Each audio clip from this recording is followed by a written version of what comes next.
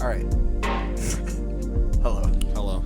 I left the bowl like sitting to the side. We stopped smoking on my behalf. I'm sorry. On whose behalf? Jesse's behalf. Me, Jesse. And I'm Jesse. And I'm Frank. I am Brandon. And this is a podcast. Podcast. This Every is time you do the this. fourth episode. Fourth episode. So now? genuine. I wish we need to add in sirens. Is this the fourth episode? Fourth Yes. fuck up in a row. Regardless, welcome to our podcast. There it is. Hello. It's called The Chronic Canon. For now. Probably for always. Talk about movies. We smoke weed. Whilst talking about movies No, and whilst watching we them. Yeah. talk about weed and we smoke movies. That's a tagline. Oh wait, live in our ears, not in yours. Yeah, live in our ears, not in yours. Nice. There it is. Live in our ears, not in yours. You know what? While we're rattling off this bullshit, Talking weed, smoking movies. if you don't like heat, just leave now. Get the fuck yeah, out. get the If you've fuck never outta seen here. it, that's fine. If you actively dislike it, You gotta go. you gotta go. All right. Anyway, I got a question. yes. I'd like to establish us more in our movie watching lives. What is... I just thought of a funnier prompt, but I'll save it. What's the first movie you guys remember seeing in theaters? Okay, I thought you were gonna see Jerked Off too. See? That was the funny one that popped in my Oh, wow. Well, at least somebody's on the same wavelength. Wow. I think I was just like, no, too easy, Yeah. too stupid. Yeah. Wait, this isn't the question I want to do. When did the first Transformers movie come out? 2007? I was like, what? Megatron? Oh, Megan Fox. What? That makes No, sense. I'm not worried. I'm off of the jerk off bit. Also Shia, for sure. Anyway. Oh, Shia. I That's like who the I part meant. where he's like, you see, this is the disco ball, and so the disco ball reflects off of the light bulb, and he's like trying to flex his arm while he's doing it. It's great. What? That's the first Transformers movie. Have you ever I don't seen remember it? I anything saw it in about it. theaters. Was it your first movie? No, the first movie, I was very, very confident when I thought this question was Shrek. But I remembered a very clear memory of seeing a movie. Turns out it came out the year before. The Tigger movie came out in 2000. Oh, I saw that when that came out, I think. So what were your guys' movies that you can recollect? I can't give you a real recollection. It doesn't have to of- be your for sure first movie. Well, I can tell you what my for sure first movie was. I don't remember it, though. But I Well, can what tell was you it? what the first movie I ever saw in a theater was Babe. Like when you were a baby? When I was a baby. Okay, what about first one you have a clear memory of? Mulan. That was what, 99? Maybe. I think it was like... Or 2000? Check it out. I think it was earlier. I think it might have been 97, 98. It's 98? Okay, then yeah, I saw that in theaters like 10 times. My parents would take me to the movies pretty regularly, and every time we'd go, they'd intend on taking me to a different movie, but I would insist on Mulan upon arrival if the poster was up somewhere. See it and go, that one more time. Run it back. Run it back. Run it back. Again. And at that time, that would have It been... rules. Isn't that crazy to think at that time that would have been screened on film, no matter what? That How is cool. wild. So I've seen plenty of movies projected on film in my lifetime, like in their run, their initial run, but I couldn't remember almost any of them. What about Transformers? I think that might be the first one. That you ever remember seeing in theaters? Yeah, because me and my mom and like my sisters, we all went to the drive-in for like the first three. It was like a thing. My That's mom cool. really was Tradition. a big fan of the Transformers cartoons when she was a kid. Me and my mom saw Live Free or Die Hard in theaters when my dad, he fell asleep. That same year as Transformers. I saw Yes. Live Free and Die Hard in theaters the day of the Academy Awards, whenever the year it came out was, and my parents saw Amour in a separate theater in the same building. Amour? Amour. Oh, Good Day to Die Hard. Yeah. Gotcha. Mm-hmm. I was like, I don't I think understand. that's a funny, That is funny. like the total opposite of what it normally would have been. I'd already seen Amour, that's why I didn't go. And why? I think I'd already seen it twice, too. So it's like, okay, you can't go 3 You times. saw it twice? Yeah. I took people to see it. I know. Like, You took me and another friend. Yeah, Are we supposed and I to say took- names on this podcast? I took other... I'm not going to. Just Okay. because, I try to. I have. not my place. Sorry. If you want us to say your name, I guess let us know in person. Yeah, If we'll you shout you out, I don't, suppose. We won't. But honestly, I don't think any of our friends will listen to this. Stop. At least a little bit. I mean, this is episode 4. Hi, if you're listening, I suppose. To I whoever am you are. Frank and hi. That was the joke? I'm sorry. I'm Jesse, and I'm high, too. I'm Brandon. I've never smoked weed a day in my life. Okay. So Transformers, Mulan, and the Tigger movie. Yes. A fun little three. Some. I'd watch We should do a triple bill sometime and talk those movies on the podcast. That'd be fun. Absolutely. I mean, the first Transformers movie is literally great. I remember it being great. I don't remember it being great, but I'm sure it's better than all the rest of them. It's literally great. I believe the first one. I don't know if I believe in Bayhem. I'm just going to put that out there. Man, Yeah. I'm not gonna lie. I haven't like seen Michael Bay's filmography, but like sometimes he hit. I want to see the early ones. Cause Bad Boys 1, I want to see The Rock. it's pretty fucking. Pretty fucking good. I want to see the Bad Boys movies I too. want to see the first two. I'm seeing 3 on Saturday Let us know. with my mama That's cool. because she wants to see it. That's very nice. Who's that? My mother. Mama? Yeah. Mama, you know what I'm doing, man. Oh, I see. Well, you know what I call my mom? Huh. Call her Alice I was because she don't live here no I more. was so afraid you were about to just go, bitch. Should we No, I'm that kid that Should we tells that stop? joke over and over again. What are you talking should we about? never do this again? No, man, we got to have Set it segues. on fire. That was a good segue, I guess. It was a terrible segue. I have a no. It was decent. I'll give you a 5. My mom's name is Alice. Out of what? It's not. It's In not real life, but it's a good way to get us to the next topic, ain't it? Yeah. Okay. A movie called Alice Doesn't Live Here Anymore. Yes. She doesn't what? Live here anymore. Hey, looking for Alice? So who's that knocking at my door? Oh, Harvey Keitel again. You bitch! You double crossed me! I told you I was gonna kill you. Yeah, fuck this movie. Well, we got some Just stuff kidding. to It's a talk good about. movie. Yeah, I was about to say, don't what are know you why. talking I about? don't know. I don't know. I'm tired. Yeah, I'm well, slap happy. you got energy drinks with you. You should be I chugging know. them. I'm gonna drink some. I just got done watching the OJ doc. The whole thing. You finished it without me? No, it's just, you kind of sound like him. I'm tired. Oh, he sounds What are like you gonna do OJ to in the us? 911 call. What are you going to do this? Talk. OJ Made in America, to clarify the OJ doc. I mean, that's really the Holy one and fuck. only, but OJ Made in America. Great doc. Maybe my favorite It is. documentary. Oh, He was no. America's hero at one point, so it's not entirely an insult. Entirely. I'm not saying it's a compliment. Does Stop Making Sense count as a doc? No, it's a concert movie. Concert movie, but technically that does fall under the category of documentary given the Yeah. real life nature. Yeah. So I suppose that would be my favorite documentary at that point. I still think Dear Zachary. That was playing in New York when I Favorite was there, and I documentary? think the director was there talking about it or Nice. something. It was like an anniversary screening or something. If you ever feel like crying, watch For real. Dear Zachary. That is an intense experience. If you ever feel like feeling wowed by the system of America, watch OJ Made in America. And the literal Greek tragedy scale of it all. Blowing my mind. The truest rise and fall there ever was. How much do you have left? We have 30 minutes left of part 3, and then I it's think it's 452 minutes. I think it's 6 parts, if not 5, at least on the Blu-ray. 7.7 hours. It's actually classified as a movie under IMDb. They don't mark it under episodes or anything, just full length. Documentary? Yeah, because it won the Academy Award for Best Documentary Feature. It did? It did. Well, it played in premiered theaters. at Sundance as a film, and ESPN bought it and turned it into a show by putting it in their 30 for 30 series. That's how I watched They it. showed like Yeah, that's it right, you all told the me way that. through?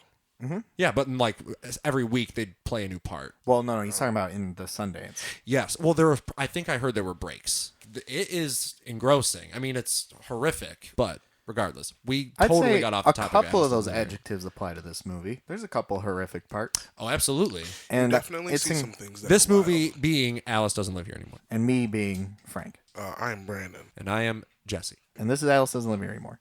The 4th feature film by one Martin Scorsese. Sessy. We're going to get it right. We're now. not We saying literally that. looked it up Scorsese. prior to this Him podcast. saying it. Yeah. Can I play that? What? Scorsese. Well, we can put in the clip later. It'll be better. You're right. Right now. Here's the Scorsese? clip. Scorsese. Sassy. There you go. All right. You're welcome.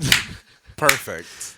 Queued up perfectly. The immediate silence of the room. Yeah, to we make get it. sure we can include it. We gave Scorsese his time. Dude, I'm going to struggle with that. Scorsese. Sassy, Anyway, sassy, Fuck me. sassy, So it's sassy, his fourth. sassy. His fourth. Sexy. It's his 4th movie. Can we just something off the top the because we dome? started talking about it before we recorded? Sure. What? What is this title? Oh, I mean, I think the only logic that I could apply to it, like as far as my understanding based off the movie I saw, was Alice is always going to be traveling somewhere. Alice is always going to be on Yeah. the move. She's always going to be searching for the next best thing. But at Yeah. the end of the movie doesn't necessarily communicate that at all. No. But to jump ahead. what to I the But end. that was what I was assuming throughout the movie because, I mean, she does move. I remember saying to you at one point, is this like the proto mumblecore movie? Yeah. Like, it just feels like what an indie romance, or not romance, yeah, I guess romance comedy a little bit of drama romance. would play out as now, but it's in the 70s and made in the 70s, so there's a different feel to it. And it's made by a stylist like Martin Scorsese, so obviously there's an even more intense feeling that runs throughout it. It's not improvised. None of it was Essential. improvised? it doesn't feel like it for Certain sure. lines and stuff where, like, I read that yeah. part where she says, like, I want to sing, it's not about looking at my ass or something. I just meant in the fact of a mumblecore movie, like Yeah, most of those are off the cuff, yes. But it has a similar feel, vibe. What's a mumblecore movie? It's like a movement, mostly in the mid 2000s, of indie films cheap cameras, no budget, get together. It's usually about a group of people and their relationship problems. The Duplass brothers It's are all- big figureheads. And all improv is the biggest thing about it. We can just make a movie. Mm-hmm. It's about our problems. That's pretty cool. Some actually. of them are great. Some of them are really good. Some of them are dog shit. Most are dog shit. I don't know. Because I haven't seen enough to be able to it can't give the distinction. be that. I mean, how interesting is that for how long? We're going to vamp on this one idea for 90 minutes. AKA, we're testing the theory of podcast. Not my genre. In terms of Alice doesn't live here anymore, though, I was even thinking about it in, a little bit more of a literal sense, and the fact that all the locations that she leaves in the movie, there's always going to be somebody that's expecting her to still be at that location she's left. They go there, and Alice doesn't live here anymore. Mm-hmm. And I think that it can be taken in a more figurative sense, because she's always on the move. To kick it off, the movie begins on a note that I think shocked me, to be honest, and I thought we were in for a movie that I would have assumed was much better than it ended up being, but I still think it's a very good movie, to clarify at the front here. But the opening credits of this movie, again, go up there with some of my favorite opening credit sequences in Martin Scorsese's filmography, simply because of the lavish, melodramatic nature of it and the homage to the, immediately, because the song that was on, I thought of Kenneth Anger, and I also thought of Douglas Sirk in just the way it felt. But then once we go into the actual sequence that follows the opening credits, it's this sweeping, almost Western looking set with matte paintings and, very intense and exaggerated lighting and all that. And apparently it was supposed to be a direct homage to The Wizard of Oz. It has a similar feel too. It was like breathtaking at the moment. You guys probably saw me. I was like, holy hell, this is amazing. Yeah. You had a very strong reaction in real time. I just remember being like, this is very red, like a very bright orange. Yeah, Yeah. it had a very Yeah. Technicolor early 50s look. I love it. Was the first thing a blue curtain with red writing? Or was Yes, it was like a light blue, not curtain. Well, I guess it could be that, think but it was light blue curtain. fabric of some kind, a silk or something. He likes his curtains. And he had red cursive saw Mean Streets. titles. That's what I thought. So we eventually see there's a family living in a house. It seems like it's out on a ranch or something like that, and somebody calls for Alice, I believe. All of a sudden we see Alice, but in child form, which initially led me to believe that this was going to be a movie following her whole life, but thankfully it was not that, because I think that movie would have been a little strange. But I think we all had a similar reaction the moment she started talking. She sounded so old. For the person who was Yeah. playing that part, Yeah. It's this little the girl. voice they attached sounded old, and I think there's a strong probability that was Ellen Burstyn's voice. Oh, for sure, sure. There's this little girl, and she's walking down the dirt road. She's fiddling with something. I don't remember what she's fiddling with, but she's Yeah, me occupying either. her hands while she's singing, and she's critiquing her singing. She's like, Yeah, didn't you say there was something meta about it, Frank? Yeah, no, there's a voiceover where the real song's playing. She goes, I can do it better than that. And then she starts singing, and it's a weird, this is the wrong word, but disassociated quality to it, because that song's not playing anywhere in her world other than what's presumably her head. Yeah. And then in her world, she starts singing the song. Very poorly, I might add. She was a terrible child singer. I don't know what fuels this movie. Apparently, it's her singing ability. Yeah. I've yet to see it. She gets better That's all I'm as saying. it goes. But she's then- not Yes. an amazing singer. Then- but that's probably a part of it. For a career, though? I mean, she doesn't have one. It Spoiler alert. hard cuts, right? That sounds right. It hard cuts into Mott the Hoople in present day, 27 years later.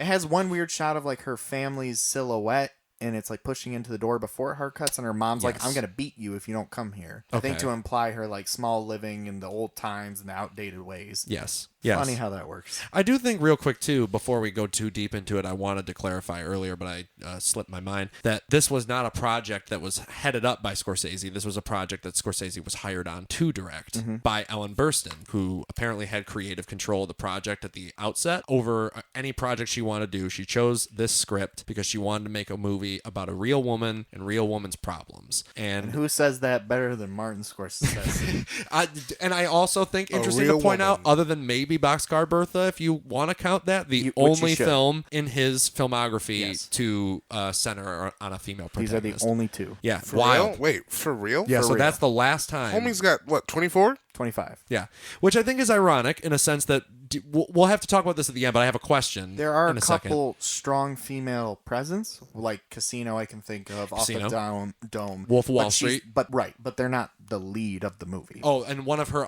Ellen Burstyn's other stipulations was she wanted to hire a young up-and-coming director to make the film. And she had a conversation with Francis Ford Coppola. Francis Ford Coppola then recommended she watch Mean Streets and consider Martin Scorsese. She saw Mean Streets, loved Mean Streets, talked to Martin Scorsese, and she said, I loved your film, but there weren't really many female roles or anything in the film. How much would you say you know about women? And Scorsese replied, nothing, but I'd like to learn. Mm-hmm.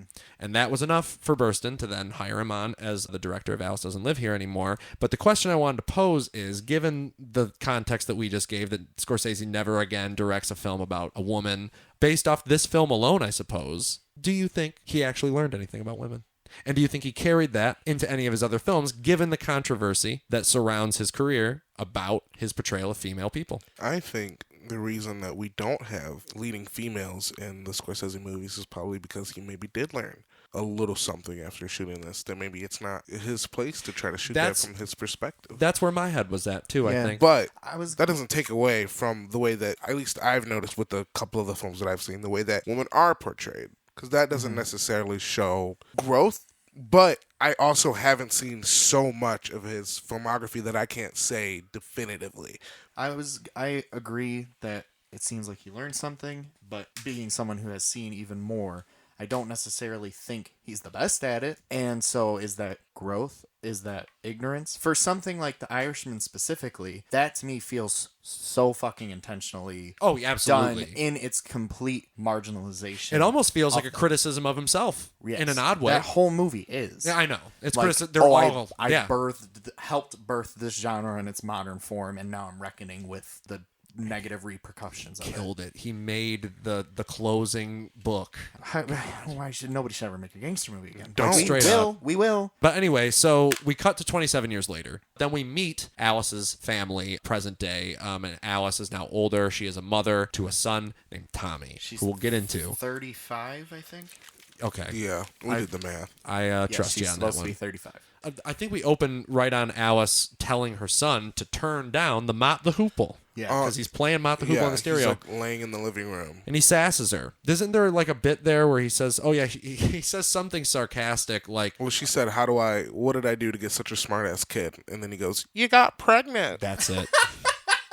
That's the kind of shit-heel things this child says throughout the whole movie. Is he like Babadook scale annoying? No. Okay. Nobody's Babadook scale annoying. But he also doesn't have the Babadook kid But is that redemption kid in the Babadook good? Does he have a redemption? At the end? Oh, yes, he does. In my mind, he just sits there and screams. No, he starts to he wants to try and protect his mom, and he feels really bad, and he feels sad. I thought you were talking about Alice Doesn't Live Here Anymore. I'm pretty sure we hate this kid all the way through the movie. I'm saying the kid from Alice Doesn't Live Here Anymore doesn't have the Babadook kid's redemption. Because at least to me, by the end of the Babadook, I was like, all right, kid, I'm on your side again. Even though I hated you the whole movie. No, well, I felt bad. Annoying. He's annoying, but I feel bad for him because it's not totally his fault. I mean, he's also being hunted by a demon, and his mom doesn't know how to parent. And it's all a metaphor for divorce and depression. And I'm talking about annoying in the sense of the kid's a bad actor and I want to punch him in the head. Oh, okay. Physically would go to jail if I was around You that child. heard it here first. Frank wants to punch a child. I don't plan on having children. Don't let me. This is the warning. I'm just kidding. Oh my God. You shouldn't have put that on the record. Get me off this. Frank has openly said that he wants to be castrated by the government to prevent him from having children. Oh, I didn't say that. Please don't. Well, I mean, this is all going into a machine that is then being fed into an outlet that is then being fed right into the FBI's ears. So, damn you, government! They're on the way. It's over for you, buddy. Anyway, Alice tells the kid, Mott the Hoople, gotta stop. He's not that bad. He sucks, but he's not like the worst. Yeah, the entire movie we're making comments about how annoying There's so he is. many moments where you shouldn't do something and he does it. Well, that's being a kid. No. It's annoying. Grow up. He did need to grow up quicker than he did. He did like no growing in the movie. At all. Did Alice? Well, see, we talked. No, she kept making the same... Okay. We We'll talked. talk about We it. talked about What do something you say? in which we felt that the boy in the film, Tommy, if it wasn't for him, none of this would be happening to Alice because she's only has to do all the things she does because of Tommy. But I mean, because her husband dies. Yeah, I know, but we're saying that she would have been able to have an easier time, like moving Oh, hell forward, yeah. had she not had that kid. I just. Thought I there guess was. I want a quick disclaimer. I felt slightly less focused than I normally do, and I was making jokes throughout the movie, usually at the child's expense. Okay. Because I do want to rewatch the movie. I Okay. will say that. It was definitely good enough. It's where- one I would definitely see again. and not like soon. No, Give it no. a year, two. I'd watch it again, especially because of like I don't think I gave that movie a fair shake. It could be better or worse Yeah. than I think it is, which I currently think is quite good. Pretty good. I think it's okay. What's more, quite or pretty? Let's Quite. get into semantics of words. I think pretty good is like it's pretty good, and then quite good is it's Quite quite good. It's So quite quite good. is about so it's Quite is a pretty. more elegant way of saying it, It's but pretty good. this movie, Yeah, it's pretty good. it's not quite good. Now, you know what It's else okay. was not pretty good? Huh. The coffee. Because the fucking kid put salt in the coffee. Shit. There was a family dinner. I have And written, at the family dinner, the classic, American family dinner, the father of the family, who I believe in the scene previous was sleeping and told Alice she needs to tell Tommy to turn down the Yeah, records. he screamed at her to do that. Yeah, so it already seems like this guy's kind of not cool. Very like, not quickly good. trying to make him a dick. And at this dinner, they comment on how shitty the coffee tastes, and it's because the little trickster Tommy switched out the sugar for salt. What a little prankster. And then immediately after that, we hard cut to this sick crane shot amidst another great pop song at a grocery store where Alice is, buying food. So it was very much like in the vein of, Marty's later work. Like it seemed like a shot that almost was like straight out of Casino or something. And I think I mentioned Casino simply because of the desert landscape that kind of seemed to occupy the back and everything around it. It literally felt like it was a shot from that movie. Yeah. Even the song. Like I was like, am I watching Casino right now? But then they have another dinner, whatever, and Alice and her husband eventually watch an old movie together in bed. But then this is the first moment of like intrigue as far as emotion is concerned, I think. Other than maybe, I guess you could say the father screaming at dinner. And I believe in the second dinner, Alice goes on a little rant about like her duties and things like that, being, disillusioned with her life a bit. All that was leading up to them in bed watching a movie, and Alice just breaks down crying. And then the husband, in a strange turn that I did not expect, also begins crying and then leans into Alice and they start hugging. So at that point, Alice expresses her marital concerns to her friend. I think this is when this friend is introduced that she has in this first sequence of the movie. And then suddenly, amidst the same scene, she gets a phone call and her husband is dead. Yeah. homie died. Homie died in a horrific car accident that Yeah. they cut to. And it's horrific. It's pretty brutal. It's pretty gruesome, In actually. Marty fashion. So this is really the only truly, well, there's another violent moment, definitely, but this is the more graphic of the two. Yeah. Yes.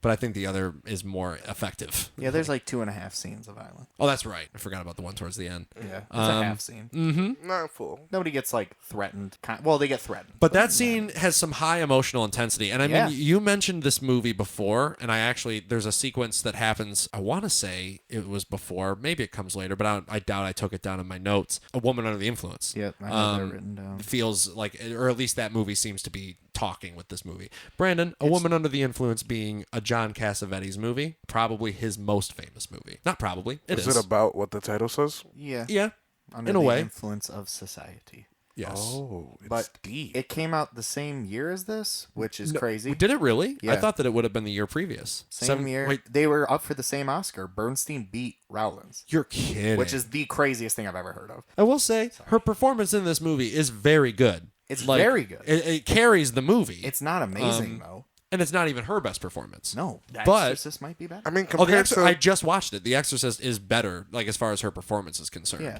But I also think that movie's grounded in a reality that, weirdly enough, feels more real than this film. Is that a relatability thing? Maybe, but I don't know. Because I agree. There's but- something about The Exorcist that feels more authentic in a weird way. But I think that it's maybe because I haven't brought this point up yet, and I probably said it quite a few times while we watched it. It's a very strange movie. yeah, More strange than I was expecting. And there's a lot of stuff that's very expressionistic and stuff. But Yeah. you're saying, Brandon, hard to like tell you what it's like about. You're really just taking a journey. and it's hard to like nail down a genre. And I guess in a way you can maybe equate that being mean, closer to real life. It's a character study. That's all it is. Yeah. It's just Completely look at different this- movie, obviously. Isn't that Look like at what this woman. Scorsese does? I think so. I'm starting to realize even more. Like, Taxi Driver straight up is the same thing as Alice Doesn't Live Here Anymore. Like, Yeah, it's character as far study. as like, it's a pure character study. There's no watching plot. this person's journey. There's literally no plot. You just like, this happens, then they react. Failed relationships and stuff. Series of things. Yeah. That all lead up to can't spoil it. Oh my god, you guys. I can't Hyping wait. it up. But Anyway. Taxi but that's, Driver. they're pretty similar movies, and just on like almost opposite ends of the spectrum. Like super dark and serious. Not that this doesn't get dark and serious often, but I feel like this is a pretty light movie. Well, I think that's the thing. And part of the reason why I don't think it's perfect and that it could have been better is that it doesn't balance those two elements perfectly. The darker, serious, more gritty stuff and the lightheartedness that you've just mentioned, which I think overpowers the rest of the movie to the point where I would say this is a nicer movie than it isn't. But I think the things that aren't nice about it No? are really quite nice. bad. Yeah. That's close to real Illusion of life. Yeah, but I don't know if it worked. I'm not convinced it's not a relatability thing. I'm not either, just for the record. 'Cause It's I- important to establish the three men talking Right. about this movie. Like, I agree with everything you're saying, but then in the back of my head, it's like, yeah, because you don't fucking get it. I'm like, yeah, you're right. But also, it's good. But there are movies that are like Alice Doesn't Live Here Anymore that I probably Women Under like the better. Influence Yeah, is literally Perfect the better example. version of this. Like, so many scenes felt, especially in the beginning, felt Mm-hmm. straight plucked from that movie. Just like, oh, we're having a normal dinner. Now we're screaming Right. at each other. but question: wasn't this written by a man as well? What? Double check What on that. happened to the whole Marty thing you guys directed- just said about the lady saying we need to get? She wanted to Ellen write us- Burstyn wanted to make a movie about a real woman. Written by a man, Robert Getchell. So she Who's- read the script and she thought the script was good. I'm sure they. I mean, So who everybody is she? changes stuff. She's an actress. Oh. Ellen Burstyn is Alice. Oh. Oh The my Alice, god. the Alice who doesn't want to live here. If you guys mentioned that, it flew right over my goddamn head. I don't think we did. Yeah, I don't actually think we did. explicitly say it. I thought this was just some other like prestigious film lady. Nope. She So won the the- Oscar for Alice Doesn't Live So Here the Anymore. actress said she finally wanted to make a movie about a lady. Yes. Wanted to be in a movie about a lady. Yes, about We're a like, woman and woman's problems. Sure. Get a movie made and play that woman. So she read a script. Alice Doesn't Live Here Anymore. And said, cool. Now we need a director. Yes. Saw Marty and said, cool. That works. yes. So if But apparently if these also- men have her approval, we're good then, right? I do want to point out, Burstyn stated that when she hired Marty, she relinquished all creative control over the film itself to Marty. Really? Yes. So it's his doing. Yeah, well, she was like, so we I- don't need women. Oh, Jesus. Point that card at yourself right now, mister. And that is the first time we've mentioned Jesus on the Scorsese podcast. There might be a couple more. I have a note on this very first page for this movie. The next movie, I'm counting how Scorsese. many times in a Scorsese movie, it says gods and Jesuses. Yes. It's a lot in this movie. A lot.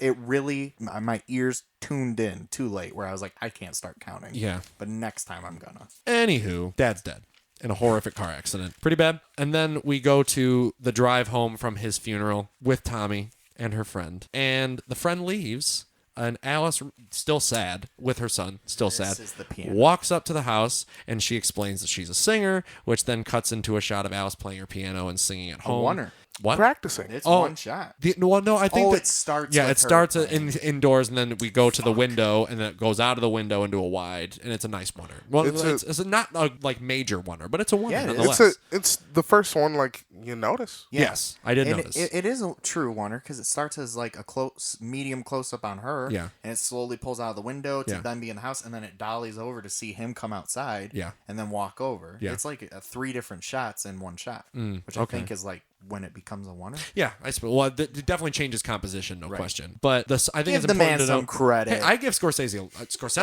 a lot of credit. However, I think it's important to note that the song that she's singing is the song "Where or When," which is a song that I originally heard performed by the Flamingos, which is a great, great song. But it sort of serves as like a de facto theme for the movie because she sings it throughout quite a few times. Never in full again like she does here. Like I'm pretty sure we hear the entire song performed by Burstyn. Well, if I'm remembering correctly, it seems like she's practicing because she starts playing a little bit, and then she's like, "No, that's not right," and then eventually it pulls out into the full song, and that's when the camera Yeah. starts like moving. because she starts singing and then we start panning out. Am I remembering correctly? Do you guys I remember believe this? you are. It's a beautiful scene. It's Yeah, really I nice. wrote it down. I was like, this is really nice. Yeah, and then we see her son watching from outside through the window, which I thought, again, really nice moment. That is that, like, I think I'm a very sensitive man, me being Brandon. Yeah, sentimental. Frank. I'm Jesse. I'm a very sensitive man. So sometimes, like, I can get a catharsis of emotion. One thing during the viewing of this movie is, like, I'm starting to, like, get, like, those Scorsese punches that he does. All those, like, emotional, cathartic moments that I got during the adventure that is The Irishman. So far, like, I can see him building up to it. Because, like, this... He's getting better. I want to say this is the first movie of his that, like, I've even began to, like, relate to a little bit, or at least been able to relate to the characters. I think I got way too caught up in, like, who the people were in the last 3 films, where I'm just like, ugh, like, I don't like this dude, or I don't like this girl. The only aspects of Mean Streets that hit me in a way that I think I'd say that is the camaraderie of the group. And I think the Italian shit. and you're thinking of the real life implications of just Scorsese and his career and his friends and the people he made. It's that movies opening with. montage where I'm just like, you're a bunch of pals. I love this. My heart feels warm. Yeah. But then you start learning about them. You're like, God damn it. Be you guys better. Are these kind of pals. Where Got it. Alice is a very good woman. Yes. Not the best mom, but it's hard to be a single mom. Yeah, really she tries. She She tries. She tries. Except when she's like, I don't know, fucking watch TV. I'm going on a date. As if, it's interesting how I think, and we'll probably get into this a little bit more, but that they almost become, and they really are, like, to a large degree, but they become, like, friends more than parent son. Oh, yeah. You know, and Yeah. she treats it as such almost. Like when he's being a little bitch, She starts being- she knocks him out of the car and is like, Get out. go do your own thing, man. But anyway, And it actually leaves him. she holds an estate sale Right. following her husband's death, and There's at a the lot of estate good- sale, she expresses her desire to move to Monterey, which I'm assuming is Monterey, California. Yes. And this is another important thing to note because It this is.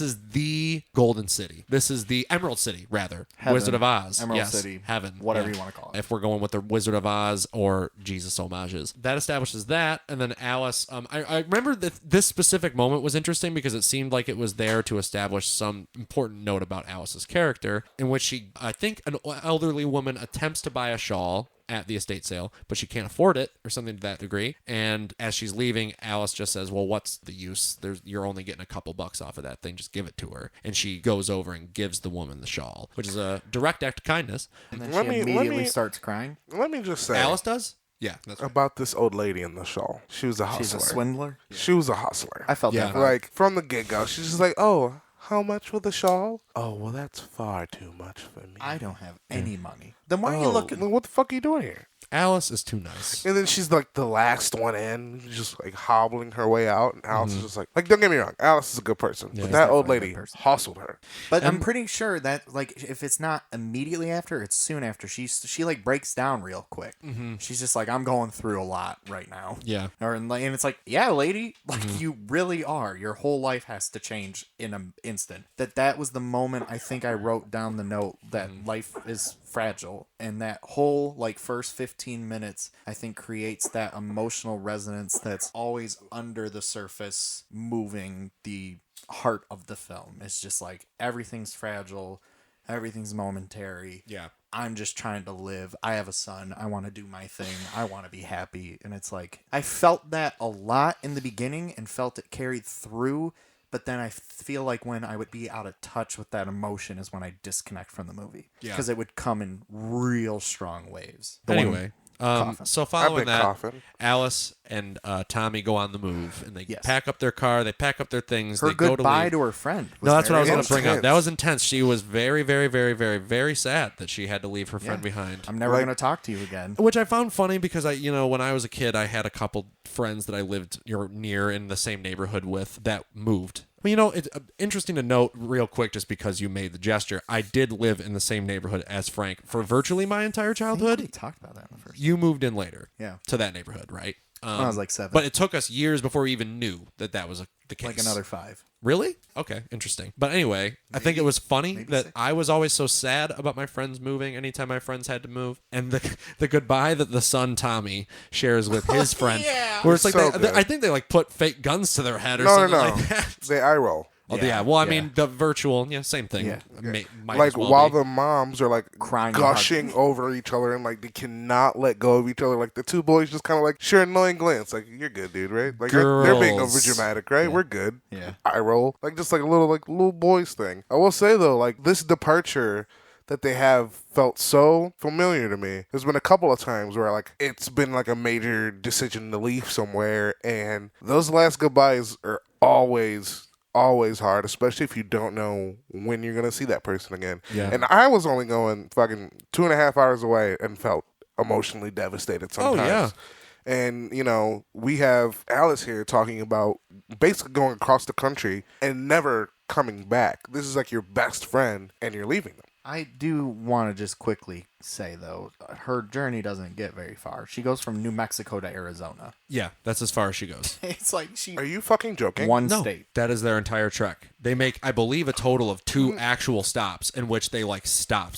Phoenix. Do they go Tucson? Yeah, Phoenix and Tucson. That's it. Started in I Socorro, thought- New Mexico. Yeah. And the goal was to get to Monterey. Spoiler, they never get Wait a there. minute, I'm sorry. No, I said at the earlier end. that it was California they were in, I think. No, you said they were going to California. Okay, Monterey, well, I'm glad I did California. that. If I said they were going to or they were in California already, I lied. I'm did. sorry about that. At the end, where he's like, fine, you want to go to Monterey? We'll go to Monterey. And then isn't she like, She says "Nah, no. I'll She stay." says no. We'll talk about it. That's Fine, the end. fine, We're fine. gonna get there. Fine, Anyway, fine. I thought they were going to go to Monterey. I guess it's a good time to say it. We should say this earlier. Spoilers to this whole review. I mean, like, I don't know why recommend, you're here if you haven't seen, or if we you haven't recommend- seen. I'm Alice sorry in you Wonderland. made it this far. I know. And if you're never going to watch it, cool. Who We cares? should start doing this at the beginning. Yeah, you're right. Somebody make a note. I will. Anyway, they hit the road to Smelton John, and then they make their first yeah. stop at a hotel for the night. Don't forget the kid every 2 seconds being like, I are we gotta there? puke. I got to puke. That was it. And are we there? There was like, already they, there, too? They as soon as they started driving, I'm pretty sure the words left his mouth, are we there yet? But see, I Yeah, thought that was but- like a joke on his yeah, behalf. I because don't she give smiles a shit. at him. Stupid shit heel. Shut the fuck up. I wrote down never have kids. Okay. I got the message. And hey- you guys, just real fast. What? I swear. Martin Scorsese has 3 daughters. Doesn't Frank Sheeran have 3 daughters? Oh yeah, no, I think he has 3 kids. One of them is a son. I'm pretty sure. Or does it? Is it only daughters? I thought he had a son. When we talk about The Irishman, I wanted to talk about that. This is where the incest stuff comes in. Oh my god. And look, Hold on, I know for anyone disclaimer. listening and that has seen Alice Doesn't Live Here Anymore and being like, wait, I don't remember there being incest in that movie. It is because we are sick people Yeah. and our We were in brains a silly immediately- mood. Look, not just a silly mood, but they were handing it to us on a silver platter. Like there is so much innuendo that there is sexual chemistry between Ellen Burstyn and this child. It's fucking weird. It's weird. It's a little fucking odd. Like, And is that like he us? says, Is you that- don't look sexy. In this, like this, I say this is where the incest comes in because Ellen Burstyn gets like a makeover as Alice in the because film. she's going to try to get a job as a singer. Yes, that is her whole goal for the movie, that she needs to get a job as a singer so then you can make enough money to then go travel to to Monterey. Yep. But how is it logical to try and make money as a singer and a woman in 1974? But The incest. yeah, the incest. What I can't remember specifically some of the things that were happened in this scene, and I mean it It's happens just more one thing over the after course the of the other. film. And I almost actually thought at a certain point, why? Because like I said, it keeps going. Like it doesn't stop here. I did not break that just now, did I? No. Good, thank God. My bowl. Both on the ground. Mine being Frank. Jesse. Brandon. Anyway, Those are who we are. it reminded me of a movie called Murmur of the Heart, Louis Malle, which has legitimate incest in it, but it like is poignant for some reason in the movie. Waka What? waka. Waka Waka. I thought that may What? have even been I haven't Scorsese seen it. I don't know. doing a bit on that, but I think that movie may have only What? came out like a year or two prior, if not the same year. So Make me fucking look shit up. 3 years earlier. sorry, man. 3 years before. Yeah, he tells her she's not sexy in this outfit. She like flips out on him. Oh yeah, I remember she tells him to write all of his life's problems down. She's like, write down all your life's problems, and then you tell me like that your problems are worse than mine. Yeah, and say I them want out. to fuck my mom. My dad's dead, and I That's- want to fuck my mom. Two problems right there. What What are is you gonna this, do? Oedipus? Yes. Anyway, fucking, she eventually calms down, and then she steps out and goes to a couple bars, finds a job. There's no go. She is, objectified at one of them specifically. I thought that was like important to note that Yeah, like, he was one, like- it's just like, I'm sorry, like no or whatever. Oh yeah, she meets, what's the guy's name? Chicken Holloman. That's the they're like, guy who I makes want- the move? That's the guy who makes the move, and that's where she says a line. Yeah, because Well, he's like, he says, said, "Turn let me around." have a look at you. Let me have a look at you, and she's like, oh fuck that, and immediately yells at him and Yeah. leaves. Which She says, I sing with my face, not my my ass. That's Hell it. yeah. And that line was improv. That was something. Hell I read. yeah. It was a really good line. It was Great it line. was a good moment, but then she goes to continuously be defeated, being rejected, place by No, after the Well, next, she goes into the next bar, and this is the bar where they tell her, we don't have a piano in here, and I they thought- insist. doesn't stop. I They thought it insist. was implied though that she'd been doing it more places. Probably. Yeah. Or was there more in a montage before Couldn't tell you. that inappropriate one? Couldn't tell you. I swear to God, there he is, big man. I swear to God that Big man. I swear to God that there is more scenes of her at bars, like even quick moments. I do think that the ones that we see are back to back. Yes. Yeah. Okay. Anyway. So she goes to another bar Yes. where they don't have a piano. Spends this really big sob story to the dude, and you Yeah, know she's crying. She's like going on and on, just basically saying she's had a really tough go of it. She needs to get a job, and the only thing she knows how to do is sing. I got nervous for a second because he's like, let me get a couple scotches over here for us. And I'm like, oh no, what's he trying Because to do? she's just literally sobbing. Yeah. And will not stop. Yeah. And he's very uncomfortable. It You can seems. tell. He doesn't know what to You do. He doesn't know can how to tell. handle it. However, he does take her to a piano bar down the street so that way she can sing for him. And she calms down and says, okay. And she decides to sing on an electric piano this time. But it moves through like this, what I thought was a montage, but then you guys were like, no, it could be just like a medley that she's performing. But it seemed like it was like trying to, like, by proxy of editing, do a montage / medley. Can I propose a question? What's that? What? What? Okay. What's the What's question? wrong with it? Nothing. What I said. What's the question? That's what I thought. That was the first full music scene, because one of my favorite things in movies is when a whole song plays out and there's a whole scene Yes. to a song. I also often like it when people in movies are performing said songs, but I will also like when it's like the music video thing, which Scorsese does often throughout his career, like Yes. the music video montage, which we've already talked about at length. But I was curious why the first one I was very all in on. This one felt like not as engaging. And there were some later that I kept feeling like they weren't as engaging as some of his other ones or other movies that do almost the exact same thing. How did you guys feel about when she's sitting at the piano playing like full songs? Well, I think that they really hit their biggest homer with that first one. Yes. yeah. And I almost think that any other sequence after that kind of pales in comparison emotionally, just because that was the most emotionally resonant performance, at least musically, in the movie for me. So is it because it's the same type of performance over and over? It's not a variety. Because I'm just thinking. Yeah, and also I mean- because like her voice isn't particular. Like Yeah. we made a note of that her voice is not particularly special, but I think that that's intentional. Yes. So the first time we hear it, it is nice because it's just a sequence or a scene in which we see this person singing, and we don't necessarily know we're going to be hearing it a lot more throughout the rest of the movie. And virtually, like I said, like that song Where or When, she doesn't sing it every time, but she does sing a piece of it in this sequence, and again throughout. So it's the same song sung in the exact same way over and over again for the most part. I guess the only hypothesis I could think of was coming back to the relatability thing. Because I think about Distant Voices, Still Lives, which is one of my favorite movies, is mostly just people singing for like 80 minutes. Yes. At least a lot of it is. And it's like not exciting. Same type of camera moves. Music I don't know. And it's like, why does that captivate me? Why does Alice doesn't live here anymore? We're not I as think into the characters as we are here. maybe. I don't think we get as clear emotional connection to the people in Distant Voices Still Lives. Like, Oh, I feel like disagree. they're not as detailed in their like I don't doubt that they were fleshed out in the performance and everything, because that's why it works, because you buy it. But I Yeah. don't think all the information about the characters are presented as much as you get in Alice Doesn't Live Here Anymore. That wasn't English, but I disagree still. How I old think is this other movie? It's after 88, Oh. so 14 And what's years it later. called? Distant Voices Still Lives. Distant Voices Still Lives. Who's the dude that did the thing? Terrence Davies. What else has he done? The Long Day Closes and A Quiet Passion, to name a couple. He's a old British man. I was old hoping- gay British man. Just like all Okay, my life. there you go. You got me now. Yeah, I'm in.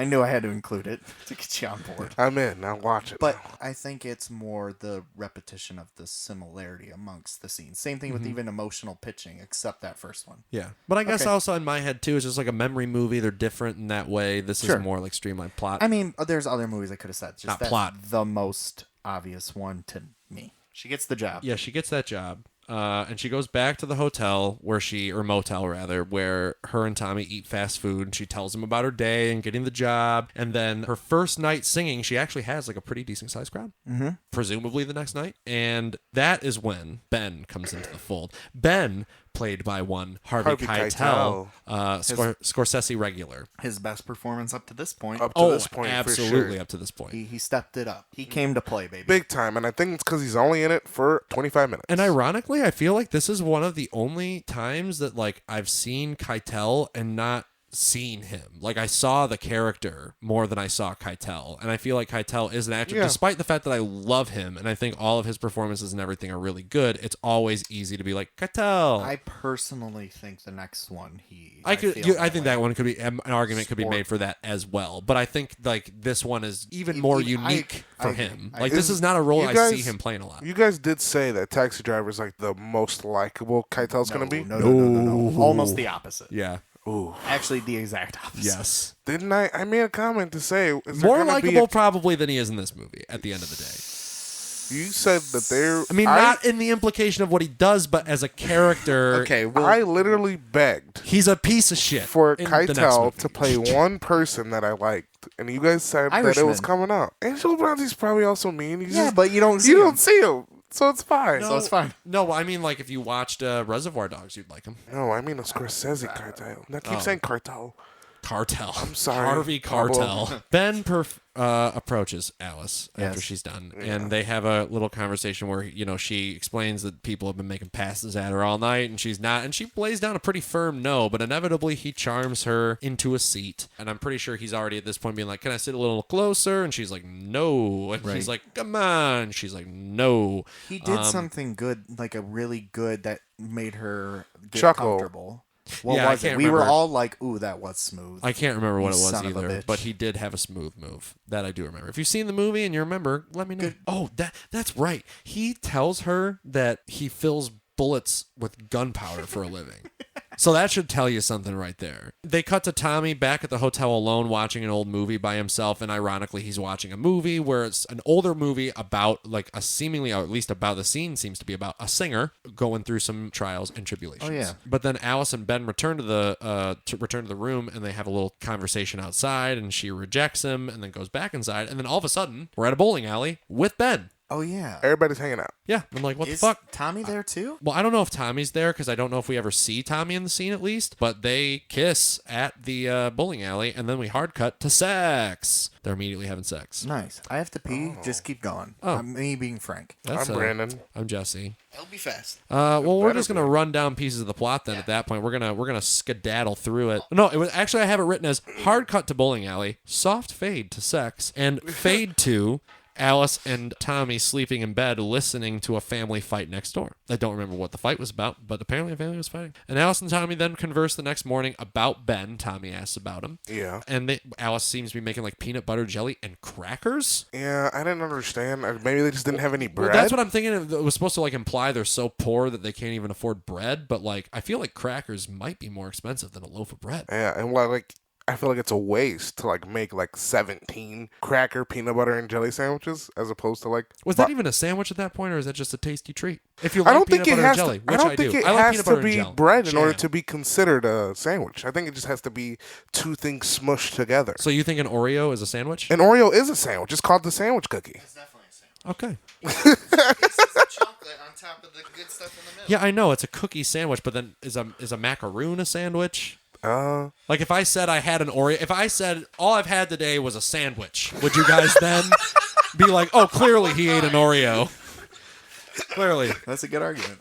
Anyway, so regardless of whether it was crackers or bread, someone knocks at their door. Who's that knocking at their door? Hi, Rita. And holy fuck, I didn't know where we bombshell, it's Ben's wife. Rita. Yeah, Rita shows up, and Alice invites her in, and it's pretty awkward, and she tells Tommy to get the fuck out of the kitchen, and like 3 times. Yeah, they have a brief conversation, and it seems like Rita is pretty understanding of Alice's situation in this whole thing. Because she was like, I seriously didn't know. Yeah, but she's like, Ben has not been coming home. He has kids. He needs to be working. And he's not working ever since he's been seeing you, and we have no money. And then all of a sudden, this is when we get the most horrific scene in the movie. This is actually like crazy. Like, by far. Didn't see it coming in any sort of capacity. And I guess also in juxtaposition to the rest of the movie, kind of ridiculous that we never see anything. Well, I mean, we don't have to see anything on that scale again, but nothing ever comes. To. Kind of. I'd argue the mirrored scene is is in the same realm. Well, it definitely it evokes that, which Right. I think is supposed to. We'll get to it anyway. This is a legitimately hard sequence to like sit through, like, and actually watch the whole way through, because he literally grabs Rita and drags her down to the ground and kicks her out on her hands and knees, and she scampers out like a scared dog. And he's breaking a ton of things. Not before he Everything. pulls out a knife. Yeah, on Alice. Yeah. He pulls out the knife on Rita when she's on the ground. He's like, "Get out, get the fuck right. out." Yeah, that and was then how he she's got not him. moving fast enough, and he goes, "I'll cut you, bitch." And we're like, "What the what?" It escalates Wait, very quickly. what? Yeah. He does kick her out, and she runs out on her hands and knees, and then it's just Ben and Alice. Yeah, and then that's when he whips out his necklace, which is a Scorpio pendant. And I don't It's know like if a that had. scorpion. Well, yeah, it was a scorpion, but it was the exact same pendant that you see in Scorpio Rising too, the Kenneth Anger film. Which I thought, is that a reference? And then I even thought, is he talking about his sign or something? And like, Also I'm a probably. Scorpio, that's why I do this or some bullshit. But I'm like, I don't know if that's consistent with fucking Scorpios, because I know plenty, and none of them are like that, at least as far as I've ever known. I think. I Isn't mean, that the whole Alice point of didn't Ben? think Ben was like that. Yeah, Yeah. no, that's We very true. didn't think Ben were like that. Yeah, that's No, very true. He can just real fast. This is his third credited movie.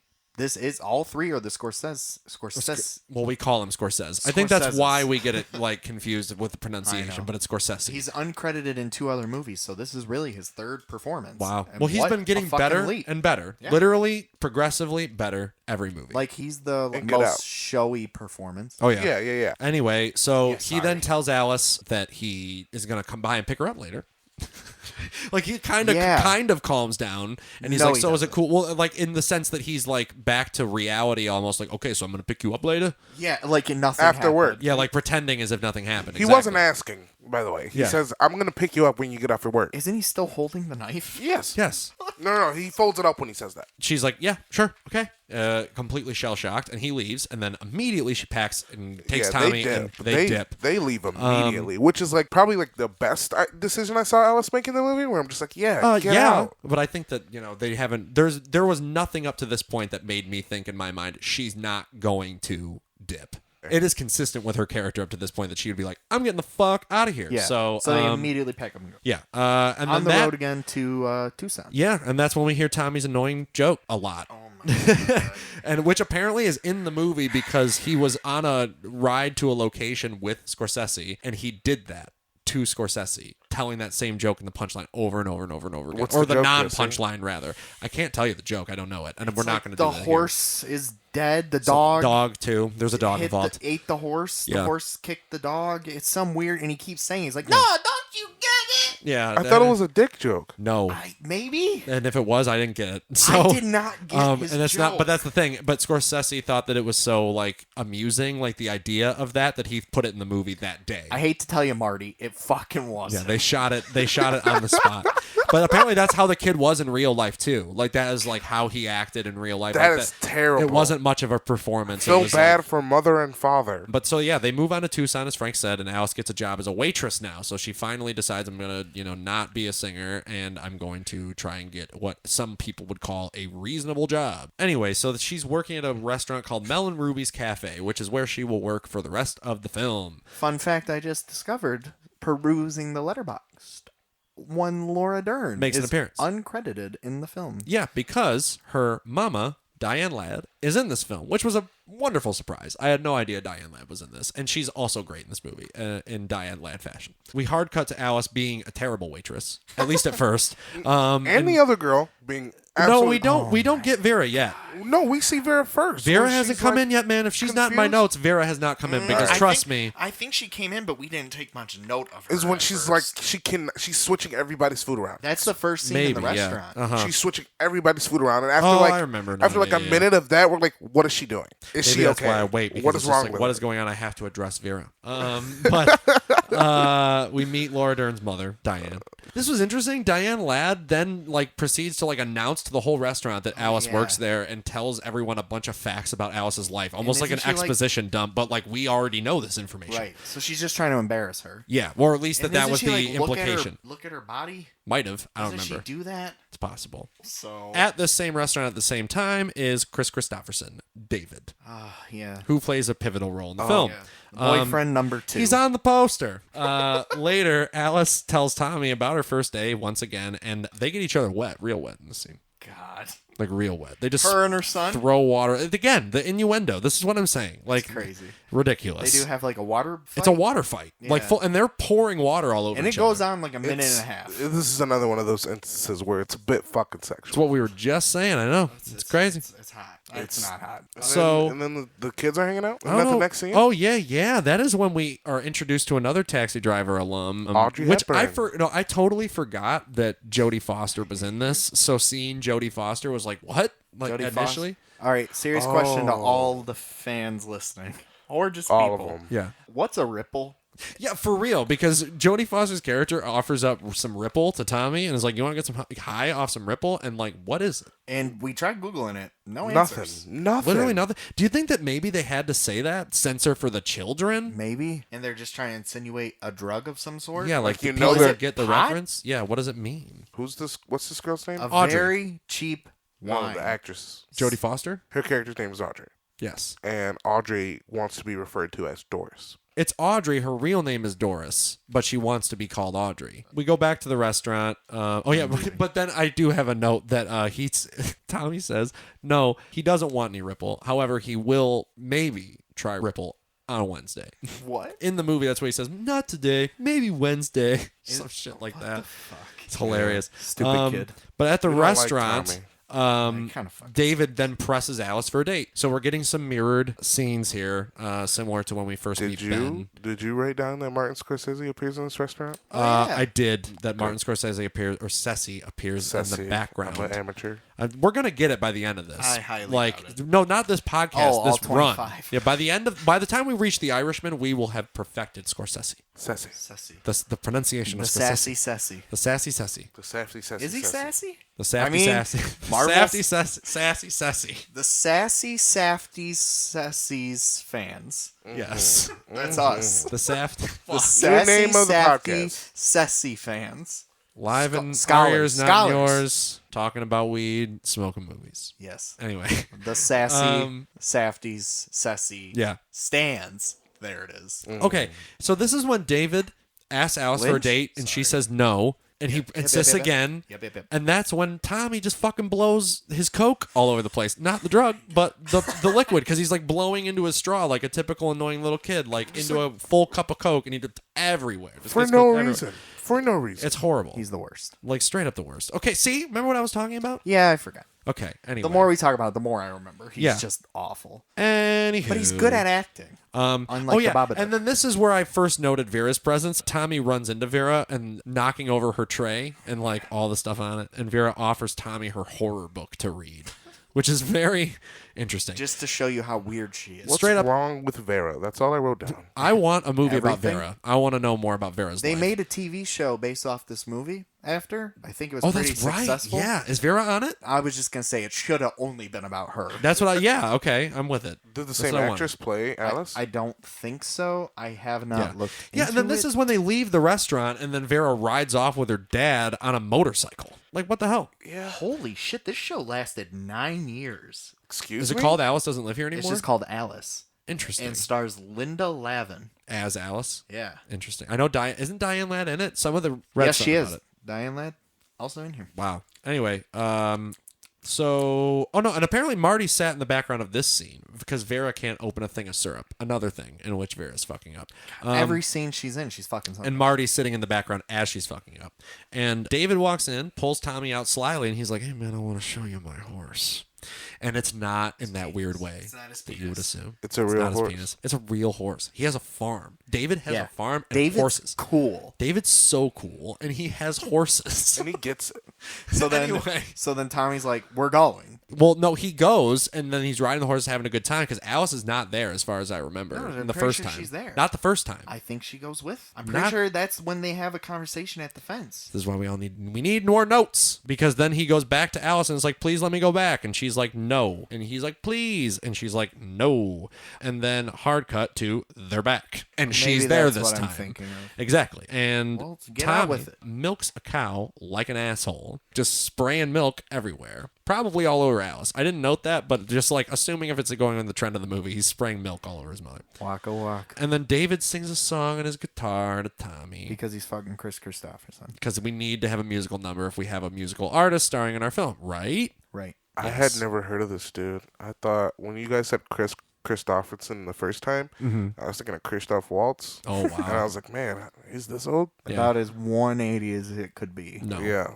But I will say, this guy's got some vocals. Yeah. Yeah. Actually, way better singer than actor. No, Kris Kristofferson is a pretty good singer. And he's a pretty good actor, just not here. Well, this was his Fine. first movie. Okay, that makes sense. Apparently he had for real? Yeah, he was very nervous going into the production and like on set think being you can surrounded tell. by all the actors and stuff. And apparently he bonded with the kid over that because that was his first movie as well. So he was like, "Hey, like we're basically the same, so I connect with you." But that was, neither here nor there. Alice and David go for a drive while Tommy's asleep in the back, and David carries him back into the hotel room. It's already seeming like David is a much more earnest, nice, genuine guy, probably more kind and good for Alice as a partner than any of the other men we've seen previous, including her original husband. Oh, yeah. But then we go back to the restaurant, which is packed, and the kitchen is getting real backed up, and no one knows where the fuck Vera is. Fucking Diane Ladd splatters ketchup all over the place in frustration and has a nice moment with Alice before Vera casually comes back just amidst the chaos. Like, everyone's like, where's Vera? And like, in this scene where finally, because I don't know if we mentioned that Diane Ladd does a bit to kind of embarrass Alice initially, but they have like this sort of rivalry up to this point, and now they're finally kind of hashing that out. I wrote down because it blew my mind. The line after she splatters ketchup all over herself, Diane, she says she went to shit and the hogs ate her. Yeah. And she just slams down this ketchup and it gets all over her. And that's what makes Alice and Diane bond. Like they just start dying. Like it's so funny to them. Yeah. And that's when, after they're laughing, Vera just comes in, joins, and starts hugging them. And then they all are laughing, and none of them are like, what the They're fuck, like laugh Vera? crying. It's like, are they laughing? Are they crying? What's going on here? And It's then Starts as crying. meanwhile, Diane Ladd's character's name is Flo, by the way. Oh, okay. Thank you, Flo. I Easy to realized, remember. this is Kris Kristofferson's 7th movie, but it might be his first leading role. Maybe. Interesting. What? I thought it was his first. Yeah, I've been too. saying nothing but wrong facts, so my bad, guys. That's why I'm here. Appreciate you. Just want to set this record straight. He played Billy the Kid in Pat Garrett and Billy the Kid. What? Why? He literally, I watched like a documentary about this on YouTube, and he was literally saying in the documentary that he's like, this is the first time I was ever making a movie or something to that nature. At least I remember it completely wrong. The weed is killing me, guys. It's okay. Anyway. I mean, I don't want it to kill you, but... No, yes. But then Audrey and Tommy go rob a music store of guitar strings. Yeah. Oh, yeah. Tommy's taking guitar lessons. Yeah. I don't think we ever said that. We get what is maybe one of the more pivotal scenes in the movie as far as the connection between these characters are concerned, where David is like, kind of working on his fence at his farm, and Alice is sitting there watching him, and they're talking about, I think he's explaining, or Alice is explaining, the postman always rings twice to David, like the plot. Right. She also gets into a bit about her past relationship with her husband, like her personal history. He asks her if she wants to go home or move like forward. Like, do you want to go back to your original life, or do you want to like keep going? Basically, he implies like, you're at a crossroads right now, Alice. And then she insinuates that they fuck. And then Tommy tells another fucking annoying joke, but it's the same one. Yeah, it's the same joke. He goes on about it again. Annoying joke. And then it's Tommy's birthday, and Tommy decides that he's going to dress up as a cowboy for his birthday. And then David's like, hey, Tommy, let me teach you some more guitar. And Tommy's like, I don't want to learn the guitar. It's too hard. Yeah, I don't want to do it just because you want me to. And this is when we get what I believe is the scene that you have been referring to as like the other scene of brutality in the film. Yes. David kind of loses his shit seemingly out of nowhere, where he's just like, God damn it, Tommy, you can't just give up whenever something's hard. And then Alice is like, whoa, what's happening right now? And he's like, if you'd control your damn kid and discipline him, then he wouldn't be like this asshole. And she's like, I don't need to take this. And then I think he shoves her or him. No, he hits the kid. He hits the kid and shoves him to the ground. And she's like, did you hit him? And he's like, yeah, I hit him. I put down one slap. I think he spanks his butt. It's way more. It is out of nowhere, though. Tommy does one more thing, though. It wasn't just speaking. Tommy did something. He deserved it. I don't know. I just remember being like, yeah, fucking about time someone clocked this kid. Yeah, but you don't get to just decide No one. Oh, and then when it's not your like, kid. like Alice should have clocked the kid. Right. But and then his point was she wasn't. So I'm the man. I know what to do. Hit the kid. pretty sure they made a whole Hilarious. TV show about that called The Slap, like 2013. Actually, it was called Alice. Hello. Anyway, so this But- strikes another dramatic moment. Yes, it mirrors the Ben scene and the sudden intensity that's seemingly out of nowhere for the character of him thinking he knows what's right and violently trying to enact it out because he stays aggressive. Doesn't he like start throwing things and ripping down the decorations because he's like, you're in my house? They just start taking down the decorations together. Okay, that's right. For some reason, because like, birthday cancel. Like, Yeah, because she's like, don't fucking hit my kid. And he's like, fuck you. And she's like, fuck you, I'm leaving. Yeah, he has a bit of a tantrum. There's a lot less of fuck yous than I said, but it's not great. Well, they fight over Definitely- how she's raising him. Right. That's like the big thing. And then eventually she just leaves, actually. Tommy, after getting hit, ran out the door. So Tommy's already gone. And then Alice leaves to go find Tommy. Picks him up. They're in the car. And they fight over her income. Yeah. Like, he's like, you don't make enough, bitch. Like, and it's like, whoa. Like, what Yeah, the hell? they Why get do you, like, have anything to say about Yeah, this? they get into Because this it's- whole thing. It's a never-ending cycle Yeah. of the man with no figure to look up to. Yeah. Don't you know? And then she gets so pissed, she's like, get out. That's that scene? Yeah. Holy fuck. So then, after that, she realizes that he was right and she was wrong. She Honestly, actually I kicked this think- little boy out of her car I and think left. the movie might be trying to say that, though. And then he just decides, well, I guess I'll go to Audrey's. And that's when they finally get high on Riffle. Then Alice goes and searches for Tommy. And he ends up at a police station and holding, which I'm just like, how did he end up in a police station? Yeah. Didn't she get alcohol poisoning? She did? One of them I did. thought he did. Must have been him. I thought it was her. Well, she's fine. Yeah, is she he. leaves. No, he looks like a mess. No, in that he scene. got looks bad. alcohol poisoning. It was him. He looks real bad, like in that scene. And then they go back to bed the next day, or the next day they wake up in bed. After fucking. Jesus Christ. Stop. Oh, that's the line? And somebody knocks at their door to wake up Alice for work. She goes back to work and Alice is all upset and she cries all over Mama Dern. And then they go to the bathroom to have a conversation in which Alice kind of goes on about how she doesn't know how to live life without a man. And that she wants David, even though she thinks that he might be just as abusive and a negative presence in her and Tommy's life as any of the other men that's been around previous. Which is sad, to say the least. That's what I meant before when I said, is that the point the movie's trying to make? That he was right because she doesn't really know how to parent him because she is flying solo and it's really hard to do that. While It's having hard to no tell. money.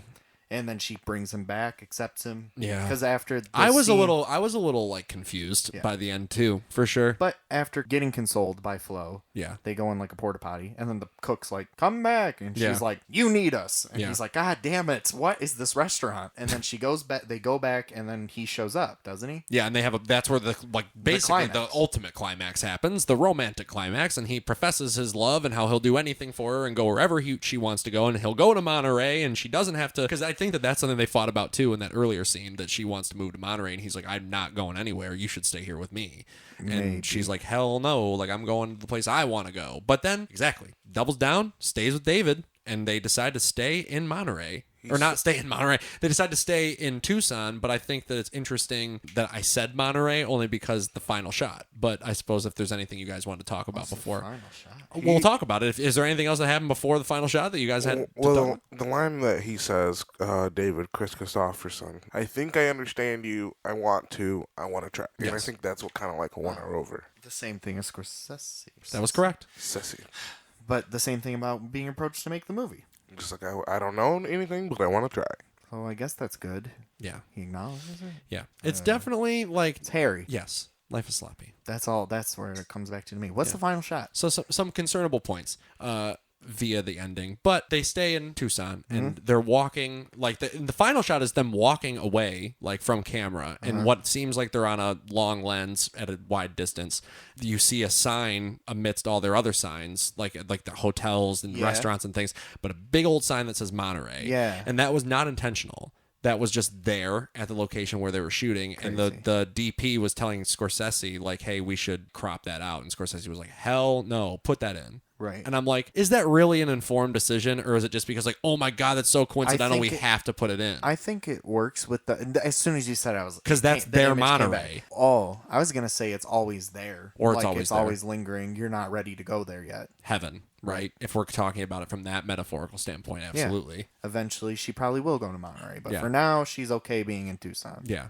And then when he turns out to be a complete asshole, she'll leave. Yeah. So, on that note, not like the best or most memorable movie ever made. However, a really good and at least admirable movie, like for the most part. There are definitely bits in it that I question and bits about it that I'm confused about. But overall, a little weird, I would say, gem in Scorsese's filmography. As a whole, I think just a broad comment that obviously there's always exceptions to weird rules, subjective statements like this, but I often feel like movies that basically repeat the narrative, Yeah. like it's supposed to be a mirror, like that's hard to maintain interest for me, like because it does completely echo, like the two halves are echoes of each other. It's like, but it's better reflection. She's starting to learn Tucson and have a and better, Phoenix are one and the same. Yeah, and the prologue is even related. Yes. In fucking The cyclical nature New of it all. Mexico. Yeah.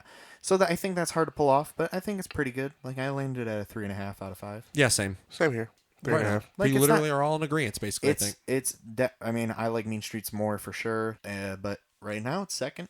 It's right behind Mean Streets in my ranking right now. I honestly debated that for a second just because there were things about it that I liked more than Mean Streets, and I think as a movie, it's more like it's better. well done in a conventional sense. Yeah, like he's absolutely. clearly getting better at what he does. Yes. Like in Alice Doesn't Live Here Anymore. But I do think it's interesting to point out that we did not really talk about Scorsese at all for the most part, other than his involvement in the production and all that other stuff, because this is not a Scorsese movie. Though- he does add his stylistic flair to Yeah, I it. was gonna say there's a lot more of his presence in here than I was expecting there to be. Same. I was Like, expecting a full blown work for hire job, but and I'm happy feels, about that. I think it makes it a better movie at the end of the hell day. yeah, like the two scenes that pop.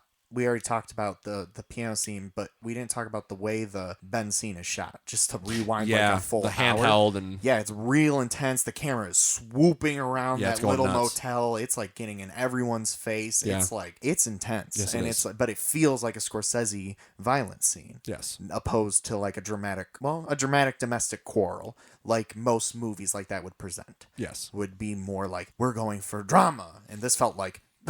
Oh Jesus! My life is in danger. yeah. It's very So- like in the moment and urgent. And there's little things like that throughout, like intense, mostly just like randomly intense camera moves that a movie like this normally wouldn't. Yeah, and then there a lot of them are in the beginning too, like Yeah, which I was like it goes hard right at hard, the jump, and I fast. thought it was gonna be maybe one of my favorite Scorsese's by the end, and it does not hold up. That And actually, as of right now, with the first 4, I'm not counting the bookends that I've Yeah, seen. yeah. This is definitely my preferred. Interesting. Like out of the other 3 I've seen, it comes close between that and Mean Streets. Like each day, I have different thoughts as to why one would be higher than the other. I'd go back to this one sooner than I'd go back to Mean Street. That makes sense. I'm just surprised. But I'm equally as conflicted about both, but in different ways. But I guess the ultimate question here is Alice Doesn't Live Here Anymore in the Chronic Canon? I was thinking, okay, I do want to say real fast, because I know you both grade this the same as you did Mean Streets. I would grade Mean Streets a little higher, but we all agreed Mean Streets was Chronic Canon worthy. Yes. And this, I have a feeling we're going to say no. Wanting to clarify, I know we said we don't really know the Chronic Canon. Is the general gist, there's no definition for what belongs or doesn't, but the general gist is like, this is a must-see? Well, I don't like stamp of approval? I think must see, but when we say Chronic Canon, I think we mean in our lexicon. The I know. 3 of us. So is it a must-see for us as like movie watcher? Because like that, I get Mean Streets. I only have it at 4. But see, I only recommend Mean Streets chiefly before Alice Doesn't Live Here Anymore on the value of its historical worth to Scorsese's that career. makes it a must-see. Yes. Yeah, I guess if we're going by like director, which we fucking are.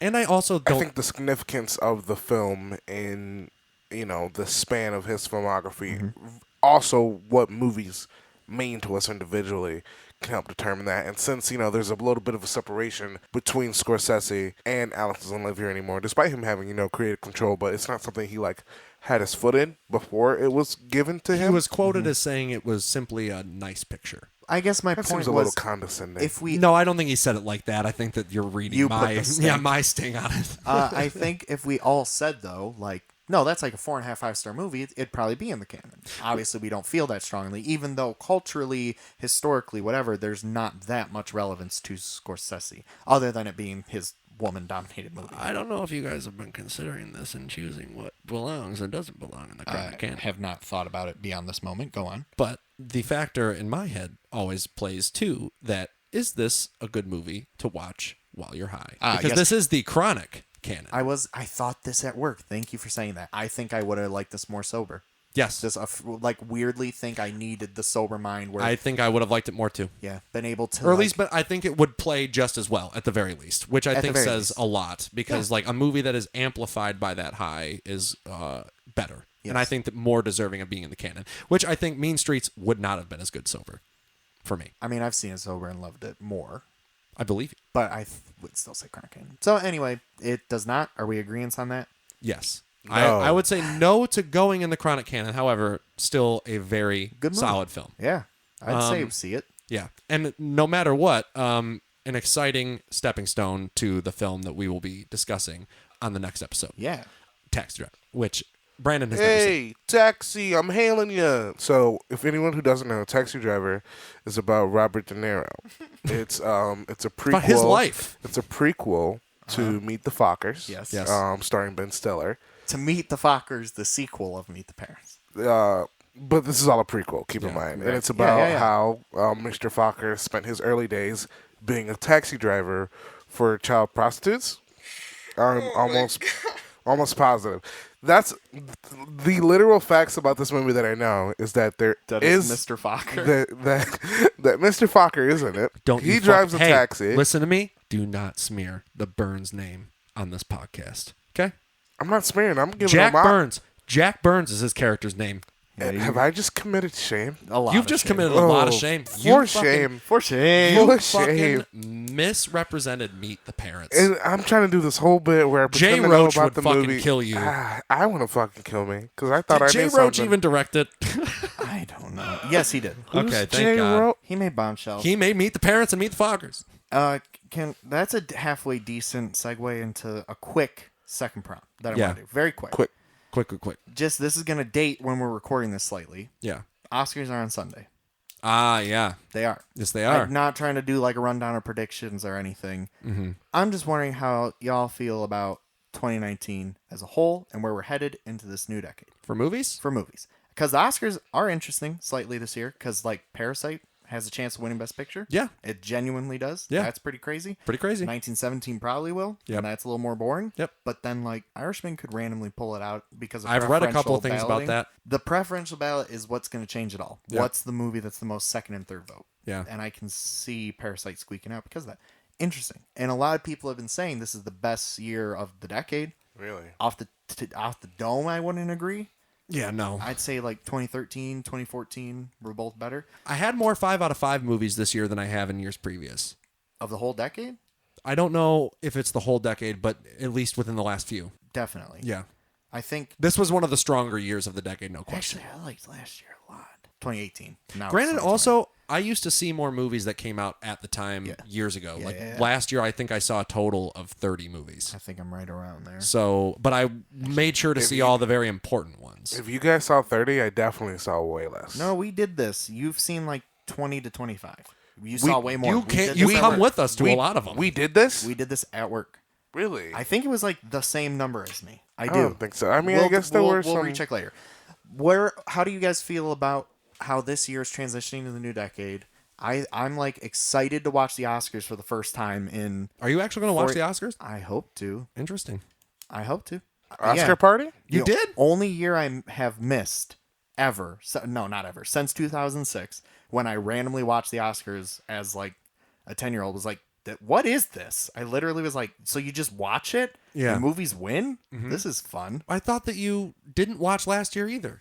No, I did. The only year, I don't think I watched them live. I watched them the next day. Oh, interesting. That's what because it I was. didn't watch them last year. That was the first year that I was just like, I can't. Only year I didn't was 2016. Wasn't planning on it this year. So when Moonlight won and the most dramatic moment in my Oscar history ever happened. I was That's like, right. fucking K. I remember. I didn't watch because I thought La La Land was going to win everything and I was pissed. I was like, I don't care. Fuck this. Fuck this. Fuck this forever. And then next year you watched and saw the Green Book win Best Picture? No, you're forgetting Shape of Water. Fuck. I think. We're to the point of the Oscars. It was looking dour. Yeah. The movie industry was looking pretty dour. I Yeah. feel like 2019 breathed a little life, Yep. and I'm a little more excited to see how things go. I think 2019 breathed a new life in the sense that I think that there is a great potential for movies to go in the right direction, at least when I say right direction, I know it's still subjective, it's an opinion, Yes. but I think that we're still going to be keeping the integrity of telling stories about people and allowing artists' creativity to express themselves freely and in ways that, I don't think they've had in the past. Like, I think that we're lucky, even though there are some things that I don't like about, like A24 and, Neon and companies such as these. Even Netflix, though. Netflix, same thing. Like, there are cons to all of them, but there are major pros to all of them as well. Like, without Netflix, we wouldn't have The Irishman. Right. So, but I mean, I've made the point already this year that I think The Irishman and Uncut Gems specifically could mark a crucial moment in the change. Like, I think that 2019, if not 2018 too, if you want to count that, we're reaching a literal crossroads in movie history where it's either going to go one way or it's going to go another. This is the first year, and since I think like 2008 or some shit like that, where the December slot for big movie is not a previous IP movie. Wow. There's no Harry Potter, there's no Marvel, there's no Star Wars. You know what it is this year? Dune. Dune is taking the December big movie slot. Wow. That will, if Dune makes money, I think we're in a new fucking era. If Dune doesn't make money, I think we're fucked. Well, and it depends on the critical reception probably a bit too. That will decide everything. Yeah. I wonder if Honey, what do we Villeneuve go will pull see? it off. Dune? The Is it going to be fuck's like that? 3 hours? Do you think? Has to be. I would assume. Tim Tam, baby. He might have the It's gonna star make power. It's gonna make or break it. It will. His career too. I Same, think. well, Just like Kyle Kyle. MacLachlan was lucky that David kept him around still, like after yeah. that movie, for real.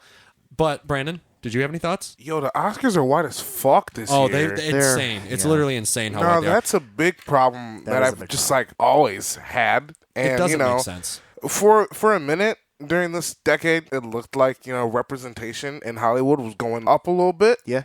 Moonlight won Best Picture. Not that long after the fact, we got an all-black movie in the Marvel Cinematic Universe, which, Yeah. like, in terms of movie stuff, not that fucking epic, but in terms of, like, Cultural. status and the cultural impact, fucking epic. We had the Black Klansman come out, like, all this shit that, like, normally, like, I don't know, like, I was shocked to see a lot of these movies, like, in theaters and also get received pretty well. So I had some hope. But then you look at how we're rounding out the decade with 2019, and I'm looking at the nominees, and I see one for the woman who Cynthia plays Erivo. Harriet and Harriet Tubman. We got Bong Joon-ho. That's fine. And Antonio Banderas. Antonio Banderas is here, but it's Still looking white. staunchly white. And And, again, it's just like, like, what are we learning? What are we here's my- growing and adapting? The Oscars are stupid and meaningless anyway. So it's like, fuck it. This should just be about being on the right Yeah. side of Because history it's instead of being about what is objectively the best, because there is no objective. There's two things with that, I think, personally.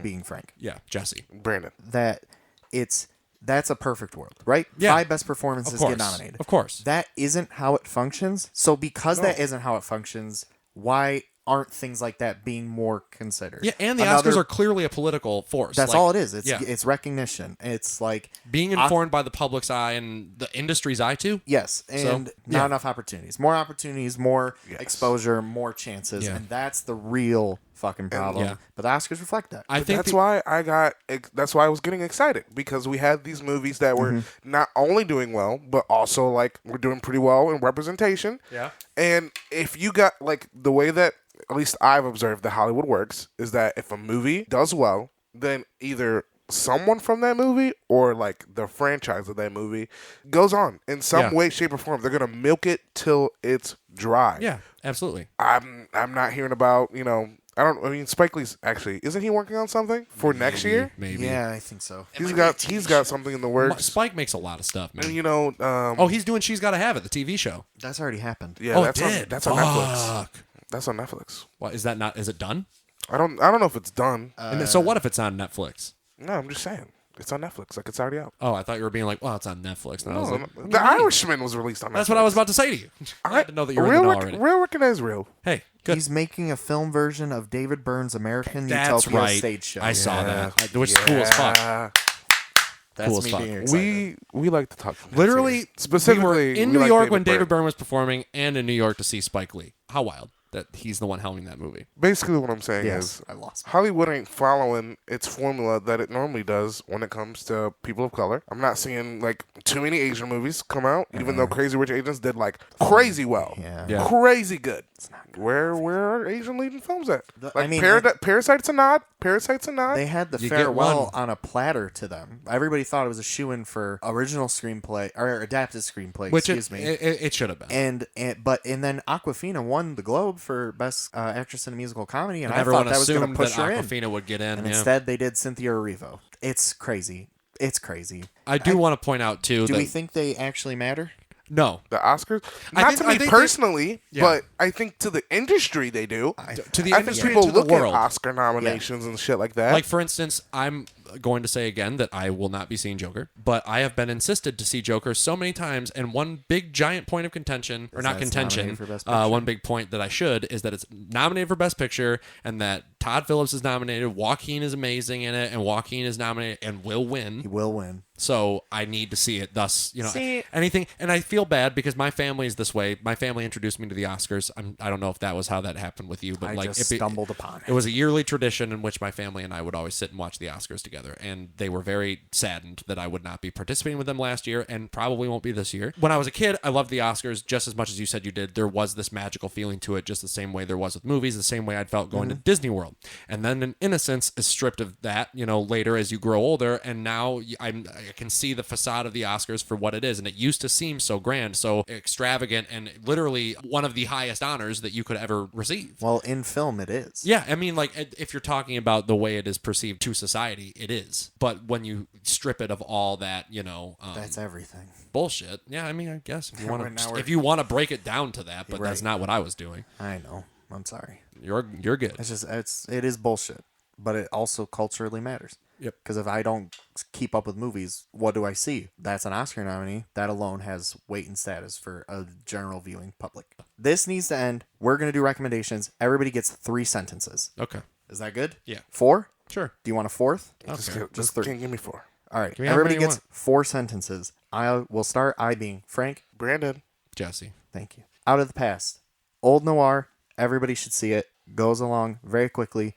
Very fun plot. It's actually about a toxic romance. And that's fun nowadays, I guess. It Starring- seems like 90 movies are about that every You year. said fucking 4 sentences. That was about 4. They were right on. Starring Robert Mitchum. Yes. Directed okay. by Jacques Turner. Go see it. Brandon. All right. Friday. Classic movie from the 90s. Good dichotomy of what life is like in a neighborhood. Ice Cube's like first real movie, and definitely Chris Tucker's like first real movie coming off a comedy. Doesn't hold up that well, but it's still a pretty good flick, and I'd say you need to watch it. Jesse. An Autumn Afternoon. Nice. Yosujiro Ozu's final film that I had, what I would call my real antiquation with Ozu. I'd seen Tokyo Story previous, but was not really informed on his style. But this film I was, and was completely blown away. Loved it every second. It was amazing. If I got that limited amount of time, I'm not saying anything else. So go watch these movies. Do a quick Google. You got Google, They're all accessible because An we Autumn watched Afternoon is on Yeah. the Criterion Collection. I Blu-ray. rented Out of the Past on Amazon. them. We Bought it. Friday. I mean, we bought it. Why the fuck did you just... Just All beep right. it. Boop. We still babies too. All right. Bye-bye. Good. No, hold on. Next week, Taxi Driver. Probably a much longer episode, too. Oh, boy. No, I'm going to keep it short. No, you I'm just won't. kidding. I Trust won't. me, you won't. Uh, It's fine. This is This the wasn't trend. bad. This is no, this wasn't bad. It wasn't bad. It's just long. It's long. I'm sorry. It's all good. And also, not as impassioned of a conversation given the movie. But So, Chronic Canon. I'm Frank. I'm Jesse. I'm Brandon. Goodbye. Goodbye.